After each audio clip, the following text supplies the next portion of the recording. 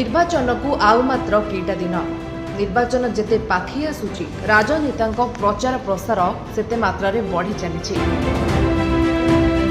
निज निज पार्टी को समर्थन करने जनता आगे आसुछंती तेबे कौनसी स्थान में दंगा न हेउ एने पुलिस अधिकारी सचेतनता जागृत करुछंती तेबे शांति बजाय रखिबा नुआपड़ा जिला खड़ियाल ठारे पुलिस पक्षरु फ्लैग मार्च करा जायछि। सशस्त्र पुलिस सुरक्षा बाहिनी खड़ियाल थाना छक ठारू फ्लैग मार्च आरंभ करी आजाद चौक बेदेही छक धोबापड़ा लालसाहेबपड़ा गुरु नानक छक ब्लॉक छक देई थाना छकरे पहुंचीथिले। निर्वाचन को शांति मैत्री अबाध निरपेक्ष मुक्त निर्वाचन नहीं शांति बजाय रखिबा नै आह्वान करिसेंती। खड़ियाल एसडीपीओ अभिषेक अरू बेहरा, खड़ियाल थाना अधिकारी प्रदीप कुमार धारुआ, खड़ियाल विज्ञापित अंचल निर्वाही अधिकारी जोग देइथिले एही फ्लैग मार्च रे।